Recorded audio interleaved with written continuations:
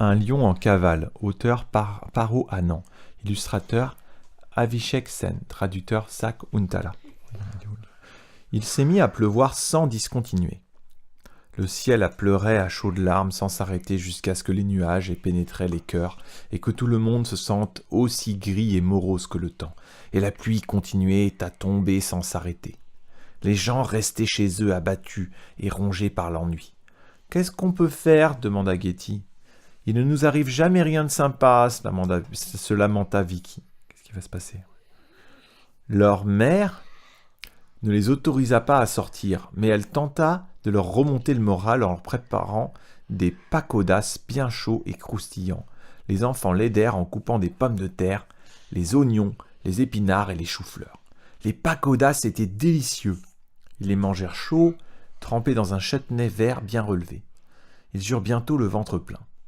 Leur mère plaça le reste de pakodas sur un plateau et les couvrit afin que les enfants puissent les manger le lendemain, avec du lassi froid et des rôtis qui restaient.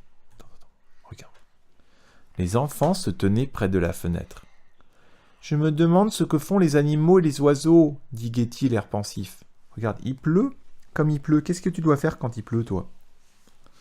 Quand il pleut, il faut rester à la maison. Ils ne peuvent pas jouer dehors. D'accord ? Mets pas le doigt dans le nez. On doit rester à la maison. D'accord ? Quand il pleut. Donc, et les animaux, qu'est-ce qu'ils font quand il pleut ? Les animaux. Ça. Ils doivent être cloîtrés dans leur cage, répondit Vicky. Attends, regarde les yeux. Mais non, imbécile. Je parlais des effets sauvages, les tigres dans la jungle, les oiseaux dans les arbres. Comment font-ils sous un pareil déluge ? Au moins, ils sont libres. Pense aux animaux dans les eaux, c'est horrible pour eux. Qu'est-ce qu'ils font quand il pleut, les animaux ? C'était vrai. Les animaux dans les eaux étaient inquiets et nerveux. L'humidité était très éprouvante pour ces créatures, grandes ou petites. Plus il pleuvait, plus tout se remplissait d'eau autour d'elles. Les fossés entourant l'enclos du lion se remplirent d'eau aussi. Le lion observait la pluie tomber. C'était un vieux pensionnaire du zoo qui n'était jamais sorti de son enclos. Regarde le lion. Il y a de plus en plus d'eau. Regarde, il pleut, qu'est-ce qu'il va faire ? Il n'avait jamais vu ça de sa vie. Tandis que l'eau montait et léchait les bords des fossés avec gourmandise, le vieux lion décida de tenter sa chance. Il renifla ici et là, il trempa délicatement une patte dans l'eau, puis après avoir pris une ample respiration, il plongea. T'as vu, il va partir. Il commença par couler. Pris de panique, il crut que sa dernière heure était arrivée. Mais non, sa tête puissante émergea à la surface. Elle se mit à barboter dans l'eau jusqu'à sentir le mur sous son manteau. Il posa ses grandes grosses pattes sur le mur et se hissa dessus en entonnant une chanson rythmée pour se donner du cœur à l'ouvrage. Regarde, il a réussi à partir. Et alors, il fut dehors. Dehors et libre. Libre de parcourir le monde comme il l'avait vu des centaines de personnes le faire. Maintenant, lui, le puissant roi, allait enfin pouvoir s'embarquer dans l'aventure de sa vie. Personne ne le vit, car il faisait noir et tous les gardiens du zoo dormaient profondément. Le lion quitta son enclos. C'était lui le roi du monde. Il se faufila discrètement sur la pointe des coussins vers l'enclos voisin du sien.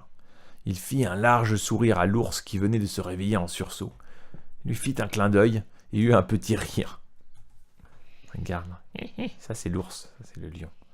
Il est parti le lion. Il regarda dans toutes les cages et se dit que c'était merveilleux d'être libre. Puis il eut une idée. Il allait être libre, vraiment libre. Quel était l'intérêt d'être libre s'il restait coincé derrière les 4 murs du zoo ? Il demanda à tous les animaux encagés devant lesquels il passa de lui indiquer la sortie et finit par atteindre l'entrée principale. Regardez, il est sorti du zoo.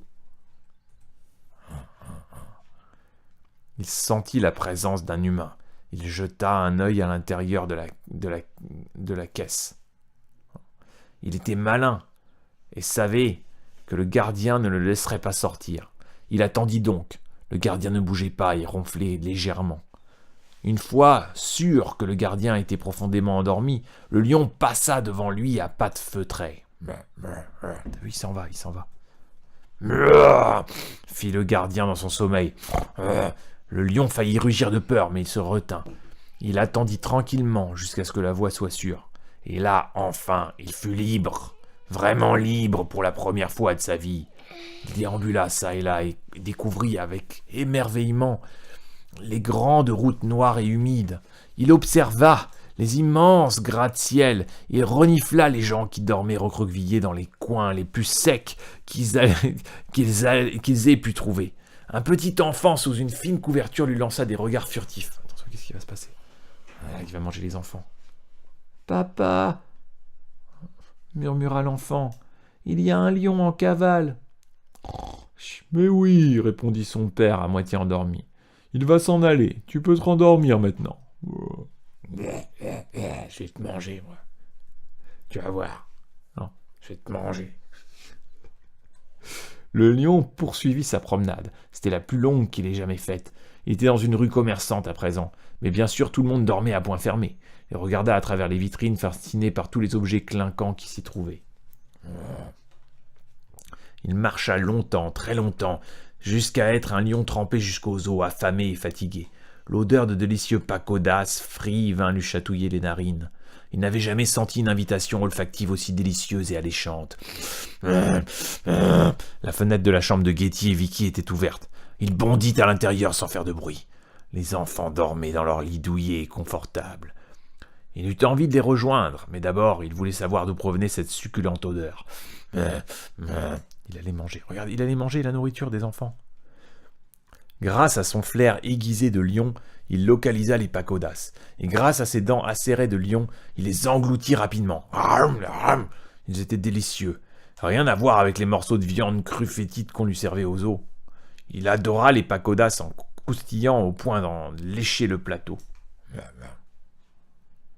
Et maintenant, au lit. Le lion retourna dans la chambre des enfants. Il essaya de se coucher dans le lit de Vicky. Mais il était beaucoup trop petit pour un gros lion comme lui. Il essaya ensuite de se glisser dans celui de Getty. Mais il était beaucoup trop petit pour un gros lion comme lui. Alors, il se faufila dessous et trouva l'endroit très confortable et parfaitement adapté à sa taille. Il s'endormit paisiblement. Il est dormi sous le lit des enfants. Le lendemain matin, la mère de Vicky et Getty découvrit que les pacodas avaient disparu. « Vicky, Getty, c'est vous qui avez mangé les pacodas cette nuit ?» demanda-t-elle. « Non, maman, » répondirent-ils. « C'est forcément vous, les enfants, arrêtez de mentir. Qui cela pourrait-il d'autre ?»« Ça doit être le lion, maman. »« Quel lion ? Arrêtez de raconter n'importe quoi. Arrête de raconter n'importe quoi, Getty. »« Je raconte pas n'importe quoi, il y a un lion sous notre lit. »« Quoi ?» La mère de Vicky et Getty hurla, puis se précipita dans leur chambre pour voir le lion qui était sous leur lit. Il n'y avait pas de lion. « Ah, les enfants, vous m'avez fait peur. Il n'y a pas de lion ici. » « Il est où le lion ? » Mais il n'y en avait bien un. « Maman, » protestèrent les enfants. « Regarde, il y a des empreintes de pattes de lion sur le tapis. T'as vu ? Il y a les traces des pattes. Il n'est plus là, le lion, mais il y a encore ses pattes. Et des grosses strates d'humidité sous nos lits. Et des poils de lion sur mes draps. » Regarde, il était là, le lion. Il est où, le lion ? Tang, tang, tang, tang, tang. La mère de Vicky et Getty fut obligée de les croire, mais malgré leurs recherches, ils ne trouvèrent trace du lion nulle part. Sais-tu pourquoi ? Parce que le lion avait très bien dormi et avait décidé de rentrer dans sa cage avant de créer trop de problèmes. Le lion quitta donc les lieux discrètement. À l'aube, personne ne le vit, sauf le petit garçon enroulé dans la couverture qu'il avait aperçu un peu plus tôt cette nuit.